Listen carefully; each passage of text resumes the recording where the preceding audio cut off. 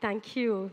And I must say, I'm not used to all this, but I thought this is good because I like preaching with both my hands, as you all know. And let's just bow down. Father, we just want to thank you for your word.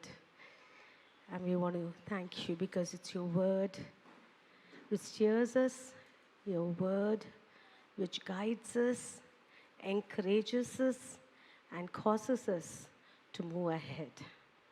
And I pray, Lord, even as I bring your word, we would be listeners and doers of your word.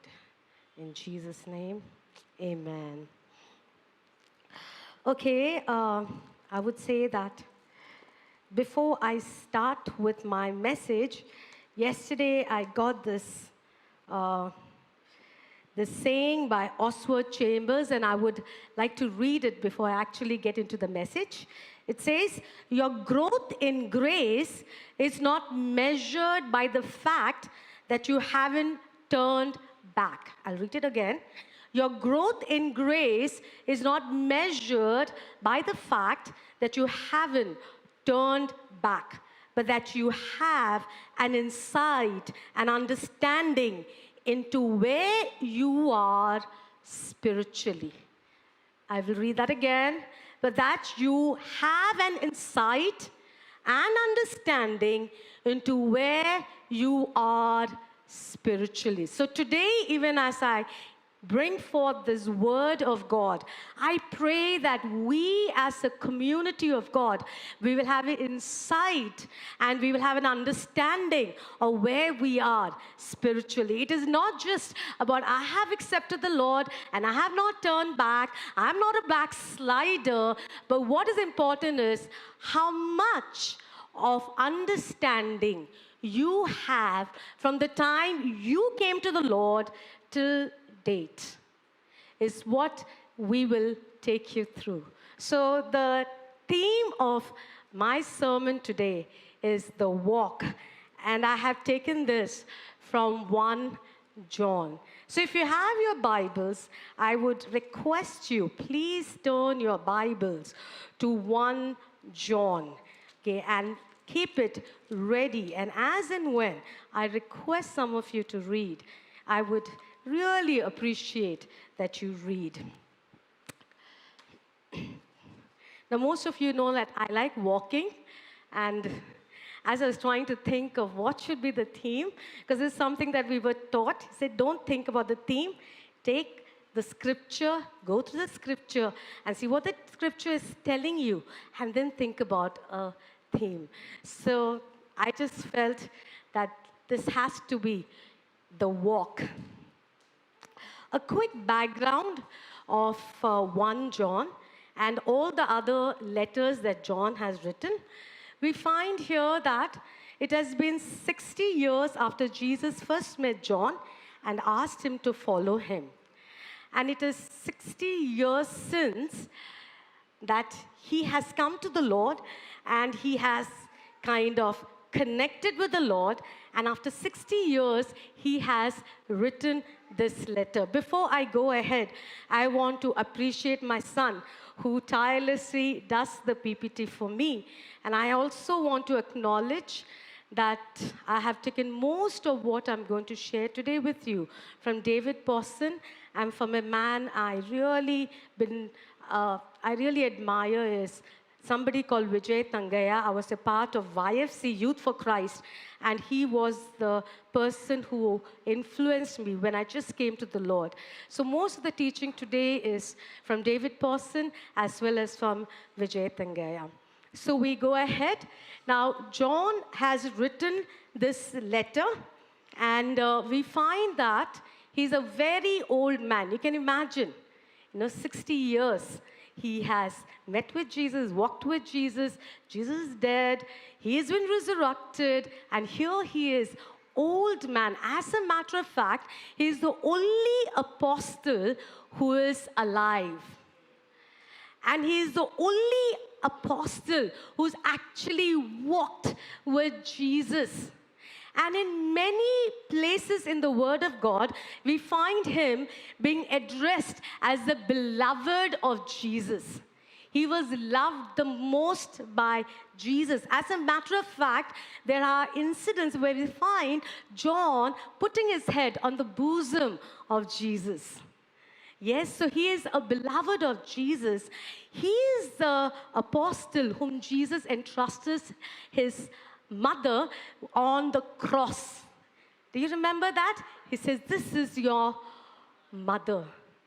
And it is said, the scholars have said, that Mary went to live with John till the time she was alive. So I'm sure in the daily conversation with Mary, Mary would tell him something about Jesus. Something that John did not know, maybe. Because John walked with Jesus, but there are so many things that Mary would have told him. Okay, before Jesus actually came into public ministry. So I believe among all the apostles, John knew so much about Jesus. Okay, and he is usually called as the apostle of love. Why he is called the apostle of love? Because he's the only apostle who has said, God is love. He is the only apostle who has made this statement, God is love. No other apostle has made this statement, God is love. So probably what we would think is that, oh, he only speaks about love.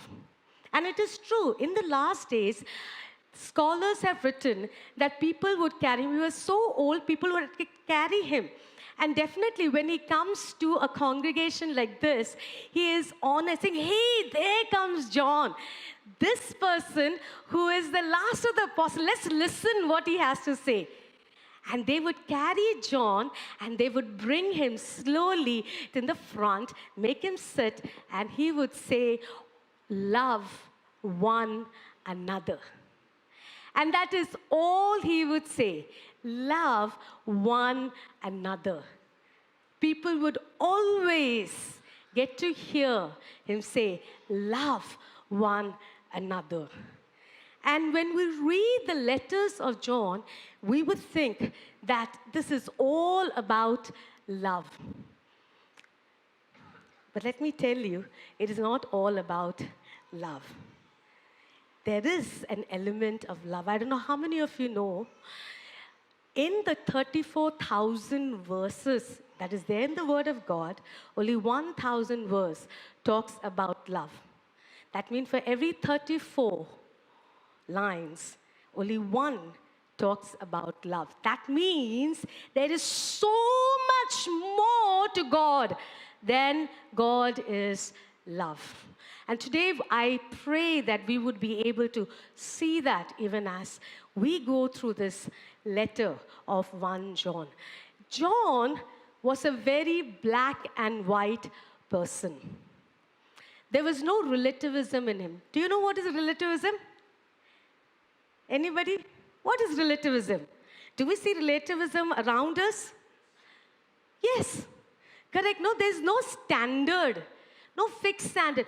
Something which is good for me may not be good for Ashok, but that's fine because that is not good for Ashok. But it is good for me. So you believe what you have to believe, what is best for you, and I will believe what is best for me.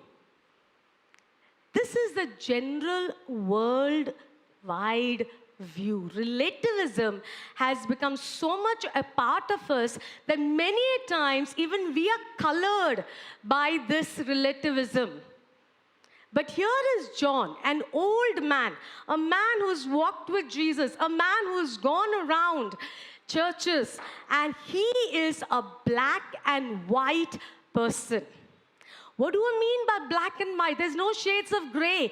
It would be either life or death, either light or darkness, truth or love, truth or lie, love or hate, righteousness or lawlessness, heaven or hell. Today people are wondering, is there a heaven? Is there a hell? How can there be a hell?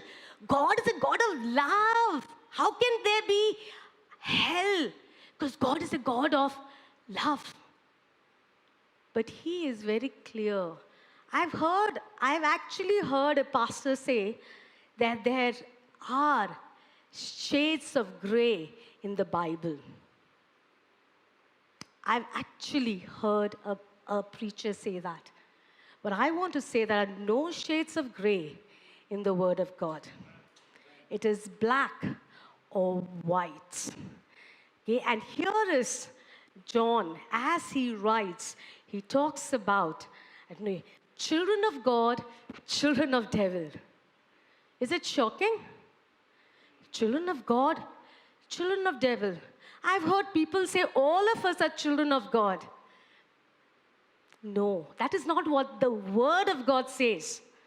God is a creator of all of us, but he is not everybody's father. He is a father of those who call upon his name.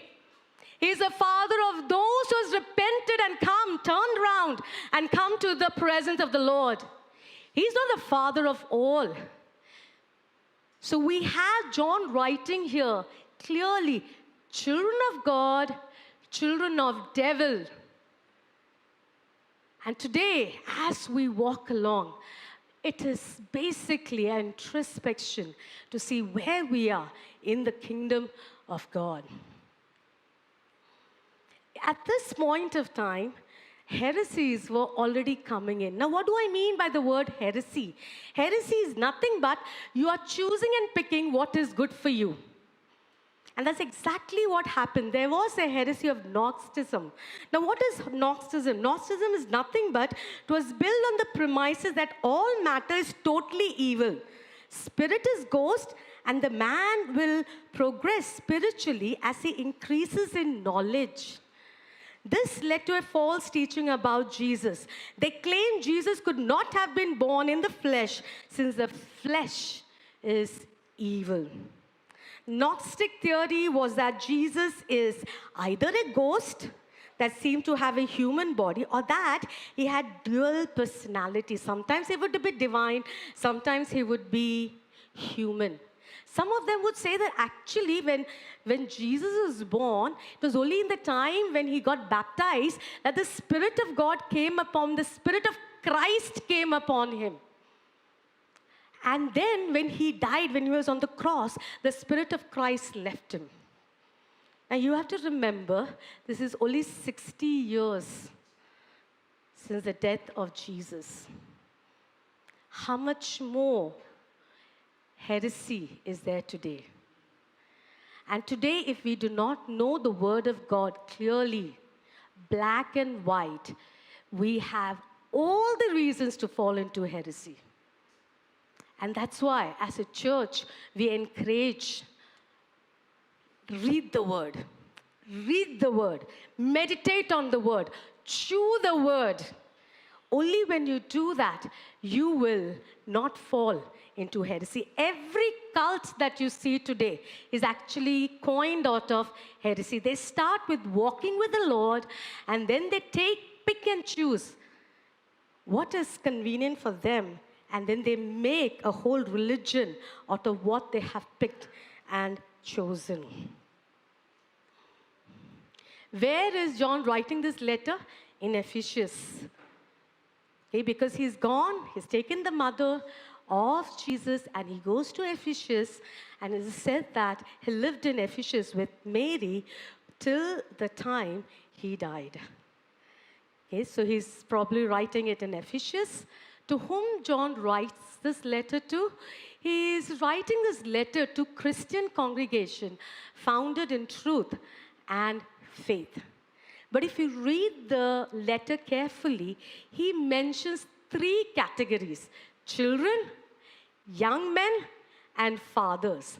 Children, young men, and fathers. And why is he writing this specifically to young men and fathers and children? Now, when he's writing this, children, young men, fathers, he's not writing on the basis of age. He's writing on the basis of maturity in Christ. It is not the age. So I may be a 40-year-old man and have just come to the Lord. I am a child. I am maybe a 20 years old and I have come to the Lord just maybe a year back, 2 years back. I am a young man and a father, somebody who's walked with the Lord, matured in the Lord. It is now, let me get this clear, it is not how many years you have been in the kingdom. It is how you have progressed in the kingdom that will determine your maturity. I may say I may be 20 years, 30 years, 40 years in the Lord, but if my maturity has been the same, like the way I came to the Lord, I am still a child. And if you see, he specifically mentions it to young men and fathers. What is he trying to say? He is making an assumption. Now, I have read Bibles where in everything where there is men, they will put women. In everything there is brothers, they'll put sisters because they want to make it all inclusive. But if you read the Word of God, there are places where brothers and sisters are mentioned. So here, John is intentionally writing to children, young men, fathers. So what is his underlying assumption? If men are strong, then the church will be strong. Men, I want you to stand up. Can I see all the men standing up? And I want you all to say this to each other. If we are strong, our church will be strong. If we are strong, our family will be strong. So please sit down. Thank you so much. The responsibility of making the church strong is on the shoulders of men. We as women, we just come alongside and we help you. And that's why we are called the helpmates. But whose responsibility it is to make a strong family, to make a strong church? It is a responsibility of the men. And John knows this. And that's why he makes a special mention. Children, young men, fathers. The theme in this letter, if you see, there are different themes. God is life, God is light, God is love. A believer's birthmark is righteousness. Only the blood of Jesus will cleanse us from all our sins. The purpose? To promote harmony, to produce happiness, to protect holiness, to prevent heresy, and to provide hope. Okay, I've put the verses so you can go back and refer to it. So first thing, we're going to look at only three points today. The first thing is Jesus is, or God is, eternal life. Can we have somebody reading for us from 1 John 1, from 1 to 4?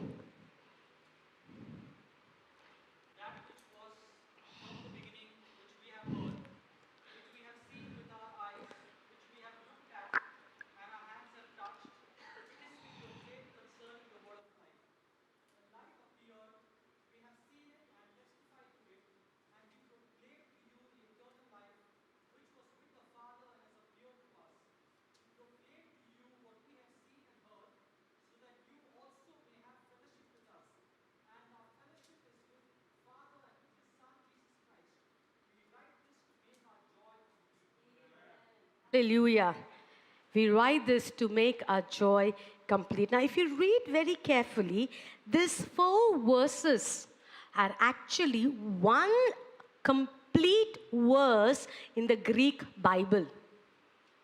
Can you imagine this big chunk of 4 verses being one? Why is that? Because here is John who's heard about the heresies and he comes into the church and he is speaking and he is writing and his heart is full of grief for what is happening, what he's seeing in the church, and he writes such a lengthy sentence.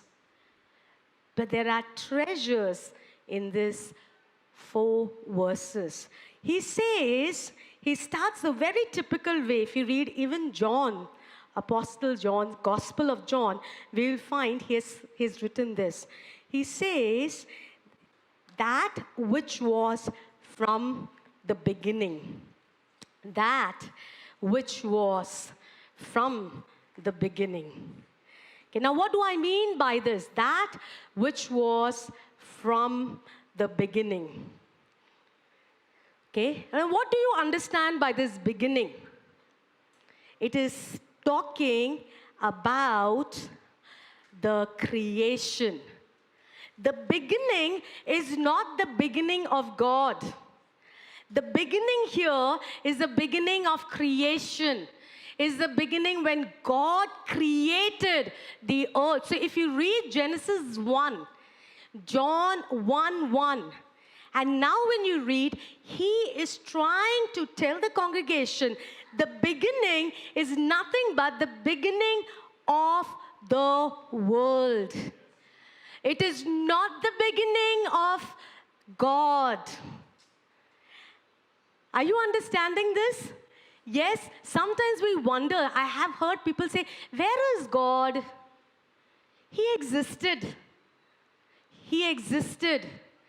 And in his existence, he created the earth. So here is John who's saying that in the beginning is basically the beginning of this world is nothing but the beginning when God decided to make the creation. He says, before there was anything, when there was nothing, God existed. Are you understanding this? So every time when we read this, I want you to have this in your mind. And he is saying that, if you read your verse carefully, he's saying, which we have heard, which we have seen with our eyes, which we have looked upon, and our hands have touched. This indicates that there has been an eternal being, the one from the beginning, who came to the earth. The one who was from the beginning came to this earth, came where we lived, and today I have actually seen him, heard him, looked upon him, and I have touched him. Are you understanding this? I have touched him. I slept on his bosom. I was there when he was talking to us. I was there when he was on the cross. I was there when he came. Hallelujah. And when Thomas asked, is he Jesus? And Jesus says, here, touch my hands. I have touched him. And if you see carefully, he's not just talking. He's saying, God, who is eternal God, today became accessible to men. And today the same God is accessible to each one of us. Eternal One came to be known, and he was revealed himself to us. And he is very careful to use the word, not I, but we. Because at that point of time, there was a heresy saying Jesus was not fully man. If he was fully man, he cannot be fully divine. And here, John is trying to refute that heresy and saying that Jesus is fully man and he is fully God, 100% divine and 100% human. And we have seen it. We have heard it. We have looked. You know what's the meaning of looked? The word looked comes from a Latin word from where we get theater. How many of us have gone to the theater? I'm sure all of us have. What do we do in the theater? We are looking. We are gazing. Oh, and we are getting all wrapped around with what is happening. Here is John saying that I have looked. I was gazing. And that's why we have this song, when I look into your holiness, when I gaze upon your loveliness, everything that surrounds me becomes shadows. The life appeared, manifested. That means it made physically, made himself physical here on the earth. Okay, what is he trying to say? He's saying that this Son of God was with the Father, communing with the Father, and Father decides to send him into the earth. Okay, what is he trying to? Something very important. Thank you, Anugrah and Sudarshan and Freddie. He is actually making an understanding, is making a path for us to understand Trinity, that one God exists as three persons. And he says, I was a witness. Now, witness comes from the word martyr.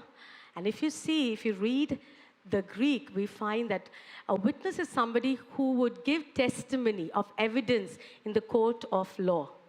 That was a witness, martyr. But in those days, all the people who witnessed about Jesus, many of them were martyred. Many of them were killed for their faith. As today, when we talk of martyrs, we're not just talking about people who will speak, but we're talking about people who's willing to die for their faith. I'm not only willing to speak, I'm not only willing to testify, but tomorrow, if there is a need, are we willing to lay down our life? And that is how the word witness came from. Witness to martyrs. Today, when we're talking about martyrs, we are talking about people who are willing to die. And this is what John is trying to. Jesus was with the Father, I said, basically bringing an understanding about three persons, equal and one, yet distinct in their persons. The purpose is to promote. Why was he saying this?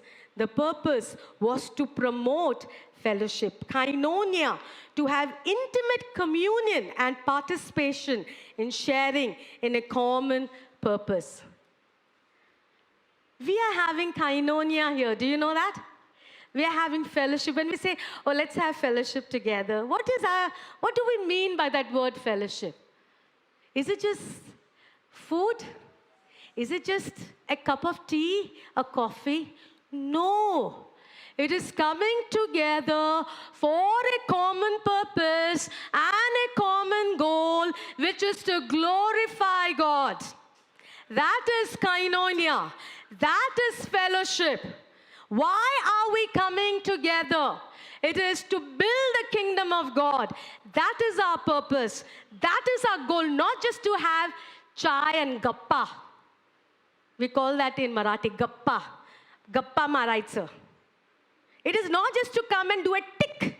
Oh, Sunday morning, no, I have to come to the church. So let me just come. Koinonia, the word which is used, fellowship, is primarily so that we are accomplishing a common goal of exalting the Lord, a common goal of building the kingdom of God. If I do not have that in my mind, then the fellowship, the koinonia, is not relevant. It is a ritual that I'm performing. It's like people, they go to the temple and what? Ting, ting. Do you know that? Ting. Why are you going? Don't know. I have to go, that's why I'm going. I'm a Christian, no, that's why I'm going. That is not the intention, what John is speaking about. He says, so that you may have fellowship with us. First, consider fellowship with God's people, with us. And then you, when you have fellowship with us, when you interact with us, you have a relation with us, you will encounter the God who is behind us. He's very careful to use his word. He says that today the purpose is that we would have fellowship. You would have fellowship with us. And as you have fellowship with us, you will encounter the God behind us. And then you will have fellowship with God. That is the purpose of fellowship. And in this fellowship, you will have true joy, true happiness, true hope. And that's why Paul says, do not forsake the gathering of saints. This is the purpose. When I come, we heard everything that Sudarshan was talking about, joy. Correct? Yes, joy is not happiness. We all know that. When we come and we come together, we'll experience true joy, true happiness, and true hope. Today when I see Freddie down, I say, what happened, Freddie? Having a headache? Okay, we'll go and pray. Put it up in the prayer group. Freddie's got a headache. And we all pray. Or we say, oh, Sham and Divya, what happened, Sham and Divya? They're going for adoption. Come, let's pray. And we give them hope. And that hope makes them joyful. That is the purpose of fellowship. By knowing who Jesus is, we are protected from heresies. I've heard people walking in the Lord, and one fine day, they say that, I don't believe in God. Does God exist? I was just talking to somebody last week, a very good associate of mine. When I came to YFC, we had a group called Echoes. We would go to different colleges and we would do skits and songs and talk about our testimony. After a while, we got married and we all went to different places, but we have a group called YFC. And there was this person, I never saw him interacting. And one fine day, that was just 2 weeks back, his birthday was there, somebody wished him. And then I saw he responded and I called him up. I said, where were you for so many years? Where were you? He says, I stopped believing in God. Which God did you believe in then? Because if you have stopped believing in God, that means you have not known the Lord. You cannot know the Lord, the true God, the way He is, and then walk away from the Lord. And he said, you know what, Sunny, 20 years I did not walk with the Lord because of different things. And today, I have turned round to the Lord. And I know who this true God is. And I know whatever may happen, I'm not going to give up on this God. If I know the true God, I will never give up on Him. I will walk with Him all the days of my life, no matter what. I'll be protected from heresies. And I want to tell you, church, be protected. Be protected. Be protected. Be protected from heresies that will take you away from the Lord. Introspection. When people interact with us, do they experience this abundant life? Can I say, fellowship with me? Because when you fellowship with me, tomorrow you'll be able to fellowship with God the Father. Do they experience this? Will they encounter God through our life?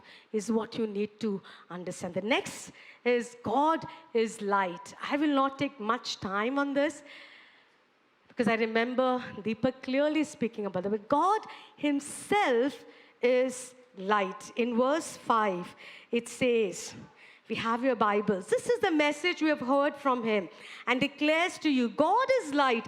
In Him there is no darkness at all. If we claim to fellowship with Him and yet walk in the darkness, we lie and we do not live out the truth. But if we walk in the light as He is in the light, we have fellowship with one another. And the blood of Jesus, His Son, purifies us from all sins. It is interesting that light has no darkness at all. For there to be darkness, there must be an absence of light. For there to be darkness, there has to be absence to light. Today, if I switch off all the lights, And even if I light a matchstick, there is an amount of light in this room. And here is John starting not with love, but with light. He is the apostle of love. You know what? He does not start with love. He's starting with light. And I think many times we err because we start with love and not with light. When Jesus started his ministry, he said, repent. Repent. Repent. He didn't say, come, I love you. Come, I love you. Many a times we err because we start with love and not with light. But here John is so clear. He's starting with light. Light is nothing but the revelation of who God is. He is holy, he is righteous and just. And when I know this, who God is, my lifestyle will depend on who he is. If I know God is light, he is holy, he is righteous, he is just, then my lifestyle will also be aligned to my thinking, my knowledge, my understanding of this God. I don't know how many of you have heard of this man, Robert Schuller. He died, I think, a couple of years back, a great TV evangelist. And he was the son of Crystal Cathedral founders. He appeared on program almost every week from 1976, and he died in 2015. He wrote a book, Self-Esteem, the New Reformation. You know what was he talking about? And he became very, very, very, very, very popular. In US, he had a huge church. And he brought in this new reformation, self-esteem. Man is not a sinner, but he is someone who has low esteem. Salvation is having self-esteem. Salvation is not acknowledging sin and turning and repenting and going back to the Lord, but salvation is having self-esteem. Have you heard of positive thinking? Yes, this man is actually the guru of the man who wrote Positive Thinking. Are you understanding this? According to him, sin is a lack of trust. By nature, we are fearful and not bold. To be born again means to be changed from fear to love, from doubt to trust, from being negative to being positive, from being inferior to having self-esteem. He said Christians have made a mistake by being God-centric. We should actually be man-centric. All the other teachings that is actually, we have not understood the Bible. It cannot be God-centric, it has to be man-centric. And that's why we have all this thing. Hey, be positive. If you dream it, you can do it. Oh, you are so wonderful. Oh, you are so beautiful. Oh, you can do it. Have you heard this? It's all about me and you. That's why sometimes all these messages, pep messages, motivational messages, they're actually not the word of God. I'm not saying you should not love yourself. I'm not saying you should not be positive. I'm not saying you should not have motivation. All I'm asking you is, where is God in all these things? Where is God in your workspace? Where is God in your family? When we have seminars, we are excited about good marriages, good parenting, good excelling. I am not against it. We believe in excellence. But where is God in your marriage? Where is God in your parenting? Where is God in your work? Where is God in your life? What does God have to say about you and me is what is important. Sometimes we are so afraid. We are so afraid because we're always thinking, what is man thinking? What is my father, my mother, my uncle, my auntie, my partners thinking? But we forget to actually realize, what is God thinking about me? If we start with love, then one will seldom appreciate the cross. The cross proclaims this: all of us have sinned and fallen short of the glory of God. All of us have fallen short of the glory or the mark of God. If we start with, I said this, the cross proclaims God's holiness because He is holy. Jesus had to pay our penalty on the cross so that we may become the righteousness of God. Okay, I was talking to somebody and she said that she's reading the book of Leviticus. And it's so boring, so many sacrifices and so many different things. It's so boring, no? Why do we have to read it? We have to read it because we will get an understanding that our God is holy, and to approach this holy God, there has to be sacrifices. Every time I sin, the penalty of sin is death.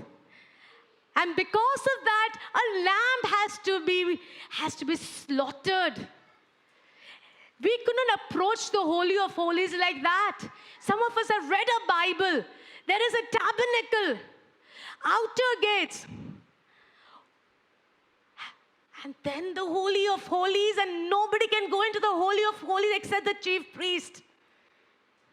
And today we have the privilege of entering the Holy of Holies because of the cross. And if I do not start with the light, but with the love of God, then there are all chances that we may belittle the death of Jesus. And what is John saying? He's saying that clearly there is something called as a pattern of living. There's a pattern. Are you walk in darkness, walk in light. There's a pattern. Now, where he's not talking about sin once in a while, but there's a pattern of living. Walk. The word walk is not just walk, it is a continuous tense. Walking. Walking in darkness, or you're walking in light. And he says that if you are a child of God, you'll walk in the light and not in the darkness. Christian life begins with the cross and continues with coming daily to the cross. Okay, Esme sent a beautiful WhatsApp. She says, did you read? Jesus asked. Did you read? Did you read? Did you read? Did you read your word every day? Are you meditating on your word every day? Because when you read your word is a mirror, and your word will tell me whether I'm walking in darkness or whether I'm walking towards light. If I'm not reading my word daily, I will get into a slumber. I know, I was reading this, I'm reading from Chronicles, and what amazed me is King Asa, good king, 36 years he walked with the Lord, 36 years. He walked with the Lord, and last 6 years, he walked away from the Lord. He drifted away from the Lord. The word of God says he was sick, but even in his physical disease, he did not turn to the Lord. 36 years is a long time, isn't it?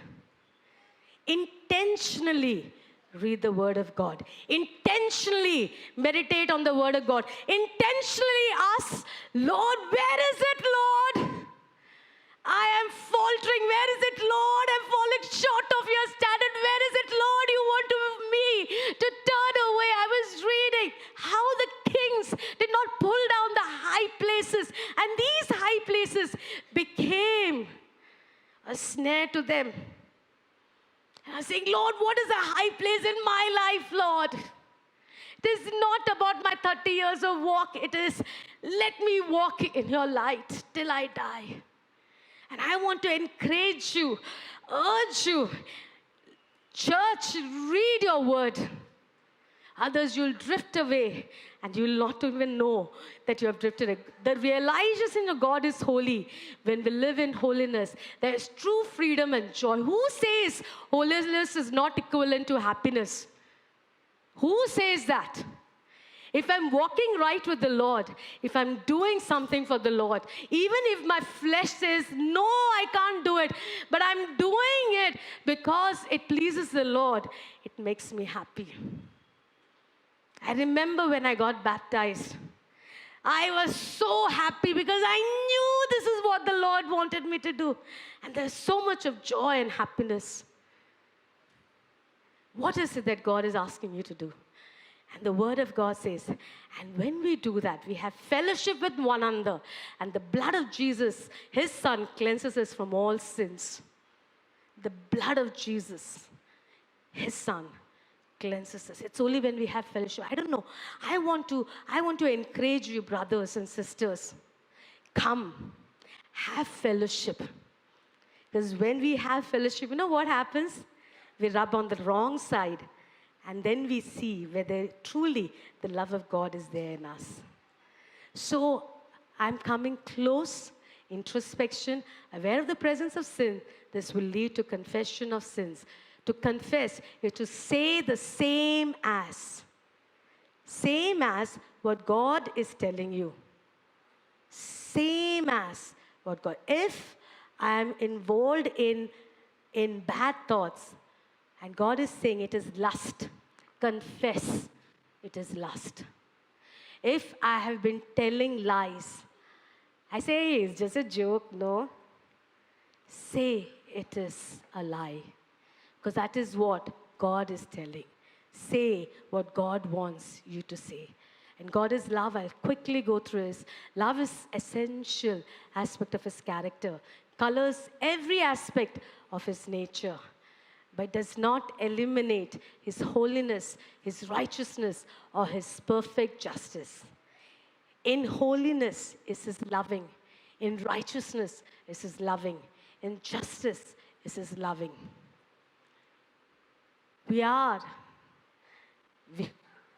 Some of us are, some of us were the targets of God's judgment. Some of us some of us are His enemies. But if we know that, then we will be able to experience the love of God. The love of God is not the love that we think of. If not love that values being nice more than wanting what is best for the other person. You know what is His love? You scratch my back, I scratch your back. Love, love. We don't want any conflicts, but we don't want to touch those areas where we think is a problem, because we don't want any conflicts. But God's love is a love which wants the best for you and me. And because of that, He died on the cross so that you and I, we be transformed. If I'm not transformed, I have not experienced the love of God. Love is seen when God not only sent His Son, but also in sending gives us life. He loved us and sent His Son to be the propitiation for our sin. Many of them have spoken. My sin was upon Him. My death was upon Him. My pain was upon Him. My shame, my rejection, my weakness was upon Him. The worst thing The word of God says, a father turns his face away. And Jesus says, Lord, why have you forsaken me? We were supposed to be forsaken. We were supposed to be full of pain. We were supposed to be rejected. But here is Jesus on the cross. And whose plan is this? Our Father's plan. Many a times we say, Jesus our Savior. How many a times do we say, Father who is our Savior? Because Father has actually made the plan of salvation. Propitiation has the idea of sacrifice that turns away the wrath of God. Do we have the love of God in us for others to see we are the children of God? How many of them have come back to you and say, I see the love. What is it? What is it that's so different about you? I want to see that. I see you always joyful. What is it that makes you full of joy? That gives you freedom? What is it? And even as I come to a conclusion, I just want to, there was a lot of illustrations, but paucity of time. I don't know, as I was thinking and asking, Lord, what is it that you want me to say? All of us have eaten orange? Yes? Now, when we eat orange, what do? We remove the peel. I would say, this is the life of God. And then what happens? We spoke about light. And it peels us, removes us, the light. And then we have the seed, which is the love of God. I know what happens to the seed. You can plant it and it becomes a tree and it bears a lot of fruits. And from those fruits, we again get trees. Missional. If the life of God, I don't know how many of us have seen this. Is this prepared for cooking, Clementina? No. We cannot use this because it is, none of the housewives will use. We need water, which is the life. And then it is full of love, full of joy, full of gladness. And then it can be used. Today, I want to ask you a question as I close. Are we walking in the life that Christ has given us? Are we walking in light by shunning darkness and its deeds? Are we walking in love by loving God and loving our brothers and sisters in Christ? With this, I end my message. Thank you for listening, and I pray it will be a blessing to you.